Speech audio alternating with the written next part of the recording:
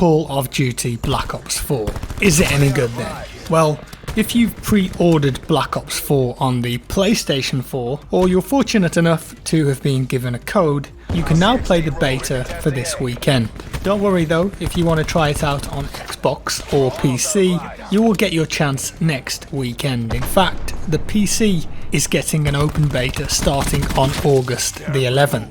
And let's just start by saying that the Battle Royale mode that we all want to get our hands on is not part of the current beta.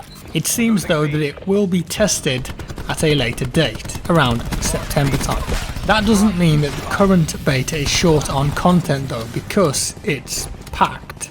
You get 6 maps in total: Frequency, Contraband, Seaside, Payload, Hacienda and Gridlock. Frequency is a covert listening station deep in the mountains of the Hunan province. Contraband is set on an uncharted island off the coast of Colombia. Seaside is set in a quaint Spanish coastal town that has been shut down by the military. Payload is an ICBM facility deep in an Icelandic mountain range. Hacienda is set in a lavish vineyard in the Spanish countryside. And finally, Gridlock is deep in a Japanese metropolis after the city centre has been jammed up by a bank heist gone wrong.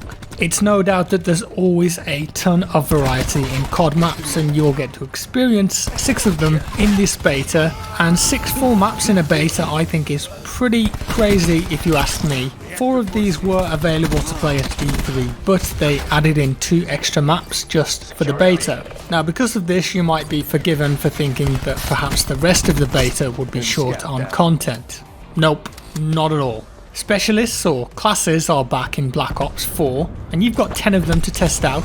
Ruin, for example, has a grapple hook and a special weapon called the Grav Slam that delivers a kinetic blast in a radius around the impact. Seraph, on the other hand, has a TAC deploy, which is a beacon that allows teammates to redeploy to the surrounding area. Lots of people complaining about that already, but it is pretty good for capture game modes. And her special is the Annihilator, which is a massive high caliber revolver that fires off devastating rounds with increased bullet penetration. Firebreak has a reactor code and a flamethrower, while Battery has a cluster grenade and something called the War Machine, which is an explosive grenade launcher. And I hope that you're keeping up because we're only 4 in so far. Torque lets you deploy razor wire to slow enemies down, kind of like Rainbow Six Siege in a way. They've introduced a few defensive measures in this game. And his special weapon is a barricade that reinforces cover for objectives. Crash can supply ammo packs and has something called Attack 5 at their disposal, and that will heal and boost maximum health for the user and their team. Ajax has a tactical flashbang and stun grenade called the 9 Bang, as well as a ballistic shield. Nomad, on the other hand, has a mesh mine, which is essentially a tripwire, as well as a K9 unit that he can deploy to unleash the dogs, as it were. Dogs have been in previous Call of Duty games, but it feels like in this game they're a lot tougher. And lastly, Prophet has a Seeker shock mine and a weapon called the Tempest, which is a tactical rifle that shoots electrically charged shock rounds. And if you've played Black Ops 3, I'm sure that many of these specialists will be familiar to you. So far then, that's a ton of content, but that's not it just yet. You can also play multiple game modes including TDM, Control, Search and Destroy, and Domination. There's also 16 weapons to choose from, ranging from assault rifles, submachine guns, LMGs, shotguns, pistols and sniper rifles, my favourite being the Swordfish, and that's a 4-burst rifle that seems to just drop people very fast with some well placed shots. Now overall, to me, this is an absolutely insane amount of content for a beta, and I'm not sure is it a bit overkill or not. For PS4 users, there's the beta this weekend, and then they get a second beta alongside Xbox and PC next weekend as well. And of course, all of the die-hard COD players will want to get their hands on as much content as possible, and I do understand that. But there's also a desire, at least from me, for a surprise to have some of that content left for day one to enjoy and explore. Call of Duty usually is never short of content, mind you. They always have a lot of different game modes and maps and weapons for that matter, so I'm sure that there's still a lot of content that you won't experience during the beta, but even still, I'm quite surprised by how much they're willing to show off here. Is this just the new norm for COD betas, or are they trying to get players more hyped? I'm not too sure at this point. But the point is though, what you're here for with all of this content, is it any good? Well, I think that every year I say the same thing about COD, and while I will get into more details in a second, the reality is that if you love the COD style and gameplay, then you're inevitably going to enjoy this game as well. Unlike some previous entries, the game is entirely boots on the ground with no jump packs or even wall running, so if that's your cup of tea, then this is definitely up your alley. While weapons and maps and loadouts change, the core part of the game remains similar year on year, and so off the bat I wouldn't say that there are any big surprises when it comes to Black Ops 4. Arguably the biggest shakeup is the new Battle Royale mode, but as I mentioned, it isn't available with this beta, so it looks like September will be the earliest that we can play that, and that's what I'm looking forward to the most.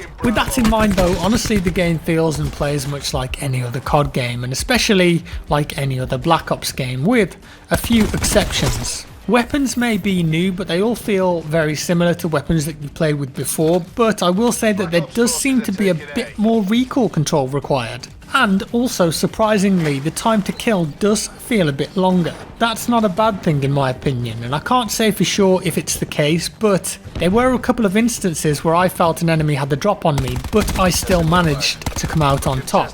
And that's not because of my controller prowess, I can tell you that. It does feel like you've got a slight hint of a chance to fight back now in certain situations compared to, say, Black Ops 3 or COD World War II. That being said, if you get hit in the head with a fast firing weapon, you're still going to go down like a sack of potatoes. Of course, the full assortment of weapons is not currently in the beta, but you can get a general feel for the weaponry based on what's being provided. There still might be some overpowered monsters that we're yet to discover, and the specialists themselves are quite familiar, and while the game may have some new score streaks and gadgets, it's not a big departure from previous games. One big element that has been modified though, and it's designed to change the flow of the game, is the removal of automatic health regeneration.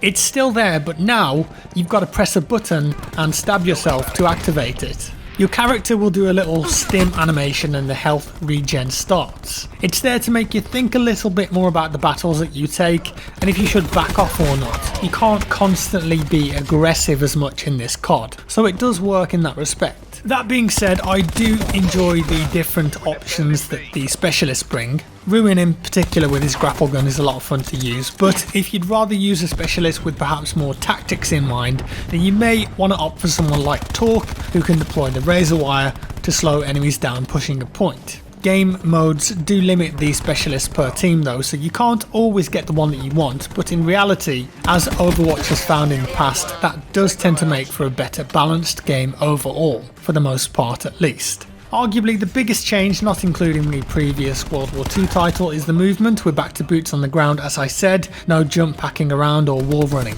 You can still slide, but that's it, and I for one think that it really does make the gameplay experience much better, but that's just me. I imagine there are plenty of people that like the previous movement systems just because it adds another variable, but it's safe to say that most COD players and fans have been asking for a return to boots on the ground. Now, wrapping things up, we ask ourselves every year, does COD need to be different? If it works, why change it? From year to year the game barely sees any change at all, at least from the opinion of someone that doesn't play COD religiously each year. Sure, there are smaller changes and the theme changes, but nothing substantial has been done with the core experience, visuals, or even sound. And I will openly admit that I don't play the COD games anywhere as much as I used to. So it's fair to say that I may miss some of the nuances from game to game. Visually, the game looks very similar to Black Ops 3.